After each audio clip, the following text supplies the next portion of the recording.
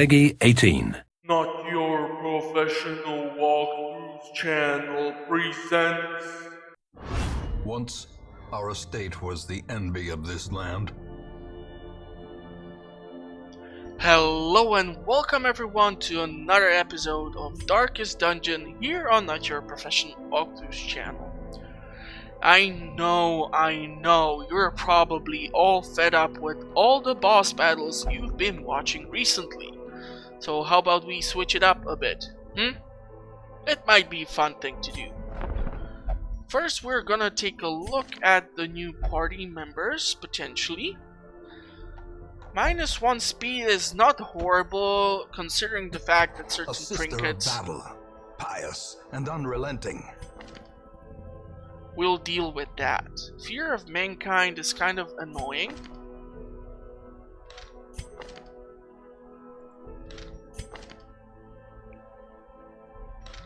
Yeah, I'm not sure that Man-at-Arms has too many ranged attacks, but whatever.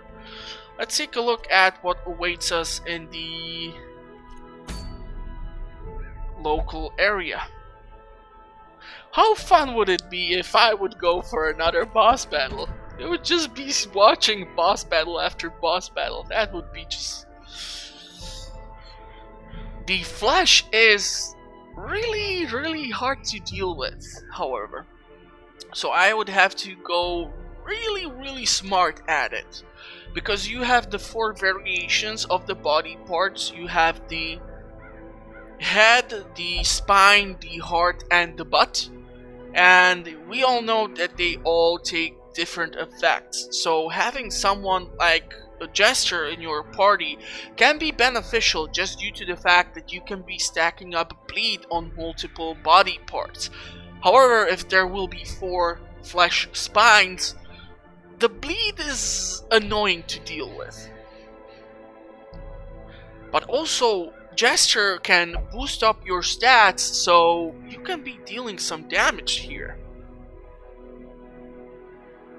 So I'm gonna look over the potential dungeons, and I'll be back soon, and we'll go directly into the one that I will choose amongst the many options available. And while the fans are awaiting the first pitch, they're being entertained by the stadium's Angel Vision, showing some of those unusual moments in baseball over the years. Okay, well, after going through the dungeons, I think I might go for the unstable flesh. The reason why is I do not have a proper healer for any of the veteran level rates. The medium ones do not offer anything which would be really great. I mean, sure, this trinket, the dazzling mirror, is good against the bloodsuckers. It has 12 deeds, but right now we have like 45 of them, so I'm pretty damn fine. The arbalist trinket is fine, however there is not a single one of them in my party. So yeah, we're just gonna go for the unstable flesh and see if we can pull off another freaking boss battle. The reason why I can go in with these guys is following. Jester gives you boost and deals bleeding damage to the flesh. Leper deals tremendous amount of damage, plus can heal himself. Your Crusader can deal damage, can heal, can also stress heal, and your Musketeer can do tremendous amount of damage on her own, plus can heal other party members. So in case Jester would be targeted heavily, we have both Musketeer and the Crusader to heal him. So one thing before we venture out is to check if our gear is fully upgraded. We have the funds to pull that off, and I do not have enough to reduce the cost that much. I mean, I could have gone for one of these, but it wouldn't make that much difference. And since I came twice across the secret room, I can go in with clear conscience that the money spent was a good investment, and hopefully these 4 will manage to pull through. So let's go with medic build of sorts, and let's see, what other stuff should we equip to him? We're gonna go definitely with this.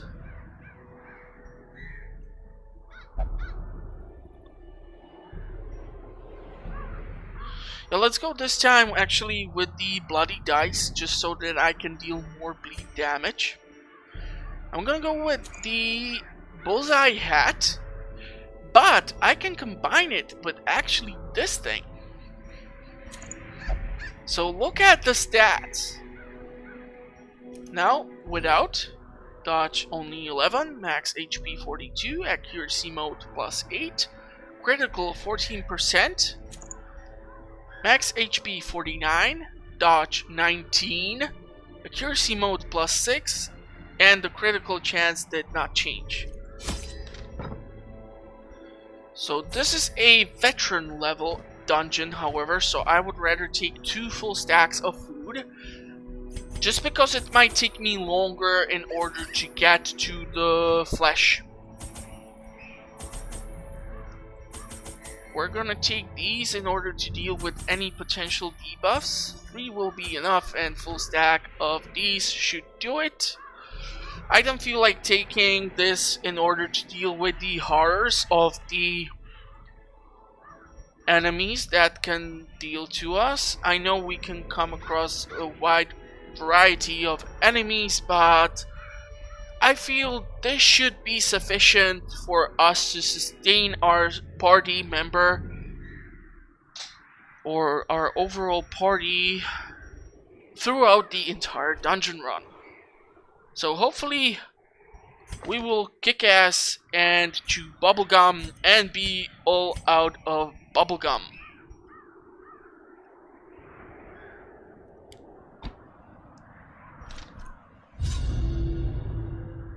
I could not store such a prodigious amount of offal, nor could I rid myself of it easily, possessed as it was by unnameable things from outer spheres. When excavations beneath the manor broke through into an ancient network of aqueducts and tunnels, I knew I had found a solution to the problem of disposal. So you know how your parents tell you to not flush anything larger down the drain. This guy was flushing down whole freaking pigs. What a jackass. The thing is more terrible than I can describe. An incoherent jumble of organ, sinew, and bone. So the fun thing about this layout of the map is potentially the flesh can be down here or up here. Usually what happens is that one of these pathways is blocked off, so you do not have such an easy passage through here. So potentially I can just go through the middle rooms, and hopefully by scouting out any rooms I might be able to come across the boss battle pretty damn early. Watch your step. 72 stress is, however, pretty damn high.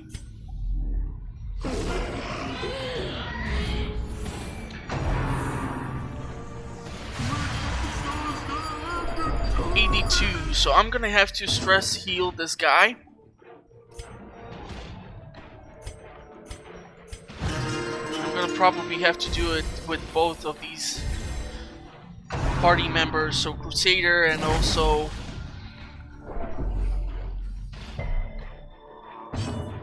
the Jester will have to do. Okay, great dodge.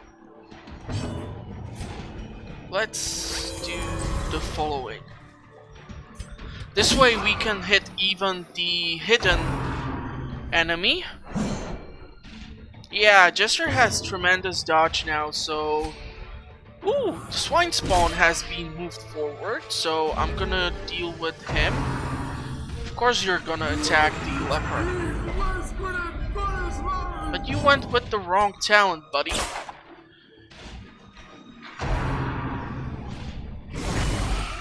grievous injury. Palpable fear. We are getting dangerously close to 100.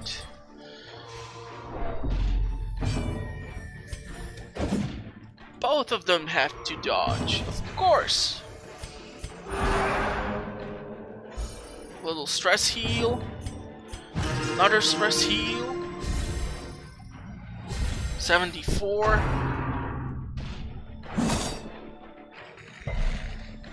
So his stealth has been deactivated. Probably the madman will go before any of my party members, so... Oh, actually no. Okay. The cool thing here is that they're both stacked nicely, one next to another.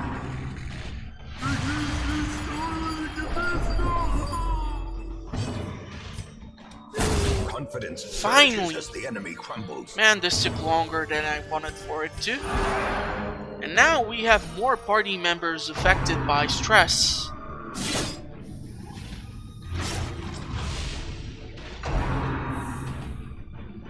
The damage dealt to the leper does not bother me at all, honestly. Press this advantage. Look at Give that. them I no did not quarter. even use like holy water or any of the other boosting remedies, and he just one-shotted that freaking pig. Continue That's the awesome. onslaught. Destroy them all. Ooh, life crystal. Look at that! Area box. Minus 25 stress. That's the only thing it does. But that's perfect, especially if you combine it with something which is beneficial to your hero, but boosts the stress by 25% exactly. So this is the trinket to go with it. So that's awesome. Let's crack open the chest. Okay, a full stack Neatly and half a ordered, stack. lovingly admired. That's impressive. Okay, so either on the top room or in the bottom room. You are skipping this, don't you even dare. We can use holy water here. We have 2 full stacks of crests. I might have to ditch the life crystal.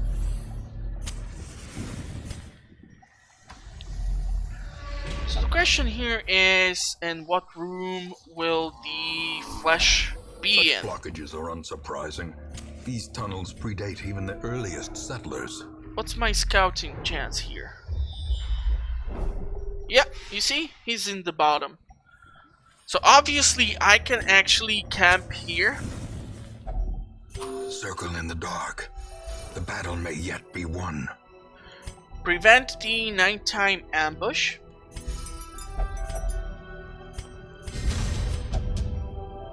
+2 speed. Give yourself some boost. Negate the debuff. So we're gonna have to monitor the stress on the leper. The match is struck. A blazing star is born. But because we know where we are going, we should be Wealth able to beyond pull measure. through. Awarded to the brave and the foolhardy alike. That is if the Swine Marcher will not raise his stress all the way up, which would just make me super angry. Let's stack up some damage. As the Potentially fiend dispose falls, of them pretty and fast. hope blossoms. So the 2 corpses are inconvenient, but... Okay, whole party has dodged. That's awesome. Let's get him a bit closer. Let's reduce his stress. 69. And hopefully I will be able to kill the pork pretty damn fast. My god, the buff from the musketeer is helping out. Be wary. Triumphant pride precipitates a dizzying fall. Okay, and we can do this. And fingers crossed, I will pull through with all 4 of them. Squirming, contorting, and ever expanding. This horror must be unmade. So the perfect thing about the layout of the flesh is right now in the fact that both of the hearts are in the front 2 positions. Usually they are in the back, so I'm gonna ignore the spine. And for example, with Leper, I will definitely try to hit both of them. So let's put in additional boost and as much damage as can be done to the first 2 positions before they transmute into another layout, we will do. So that's 19 damage just by hitting the heart, 11 additional damage. That can be a stun, but he resisted. Can he resist twice? He did. Good boy. So overall, we did over 40 damage just in the first round. Question is, do I want to now stack the blight or the bleed, pardon, on the flesh? So obviously the heart will be recovering some sort of damage dealt to it. Leper will not be able to deal that much damage to the front 2 positions because they are the spine, so they take reduced amount of damage. But the heart in the 4th position Singular strike. can be reached by our musketeer. But so can be the musketeer by the pork butt. Thinking I'm gonna reduce the stress on the leper even more. I know that the flesh is not dealing actually stress damage to us, but if you have the chance, if you reduce the stress to your party member during combat when you are not receiving additional stress damage, you can use him sooner in the next raid potentially. So you don't have to wait or put him into, like, for example, the tavern or church or anywhere else to reduce his stress level. Let's do some double damage here. More damage. So here it's kind of weird. I'm hoping that the flesh will spawn a heart so I can target it. But if it's gonna spawn the heart, it will also recover some of its HP. Like right now, this is unfortunate due to the fact that our leper is stunned and one of the hearts is in the front position. So most likely they will recover like 20 HP here. Okay, so 16.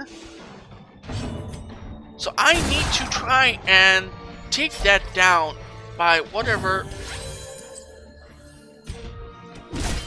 possible way I have.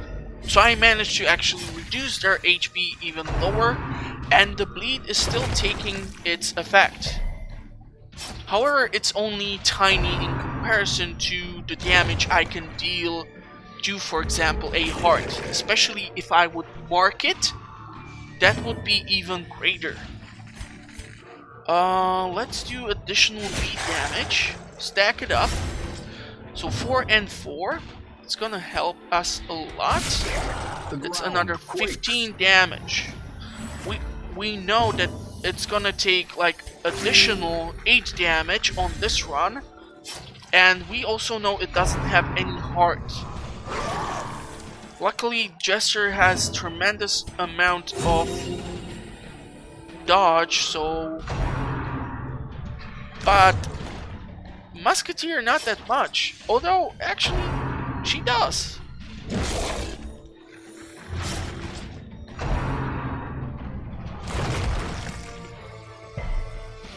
Okay, the Crusader is resisting the stunts. That is just perfect for us.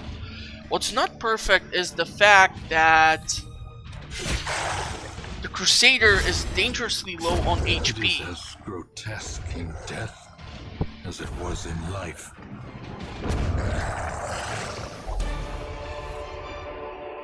Foolish horrors, brought low and driven into the mud. Let's take a look at the journal, and I don't even want to know in what body part it was obviously stuck in.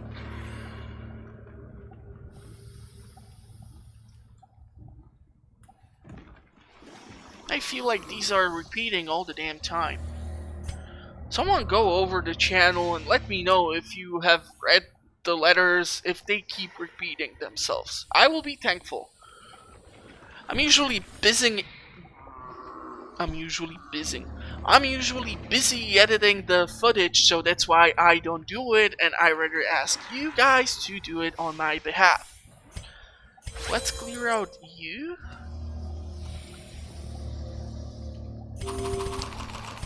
So I'm gonna probably eat the food, that way I can take this.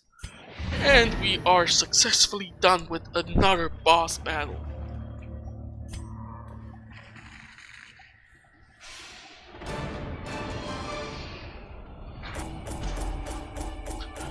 So the trinket itself is a mix of potential buffs and debuffs. But we have managed to kill another boss. Wow, I'm really spoiling you guys with the boss battles. It's like one after another. I should take a break with them. But if I have the party for it, why not? And plus I need to level up some Vestal to like level 5 soon, so I can go into the expert level dungeons. That's gonna be just epic. It's gonna be more challenging as well, so it might take a longer time to clear out the dungeon. The reward might be bigger, but also the risk which I have to undertake is greater. So overall, we earned over 10,000 gold. Got our hands on 30 crests, 2 portraits. Okay, it's not the best, but for a boss battle, look at that, almost our entire party has leveled up to level 4. Red Plague is something I will need to address, but the quick draw is actually nice. This is not the best skill for a jester, obviously, or a perk or a quirk, so probably I'm gonna look for something better for him. But hopefully you guys did enjoy the dungeon run. If you did and you want to see fresh more, Puritan to some, a sanguine memory to me. after Wayne is done talking, you can of course go and check out the link in the description for the channel, where you will find the entire series in one playlist, and you can potentially check out the other playthroughs which I'm trying to cover on my channel as well. Hopefully you did enjoy the boss battle this week, and hopefully I will see you on the next episode. If you did not enjoy the episode, I still recommend you checking out the channel. Maybe you will find something more fun for you, and heck, maybe recommend the channel. It's gonna let me know at least if what I do here matters to at least someone besides me. So till next time, I wish you all the best, and hopefully I will see you soon. Bye bye.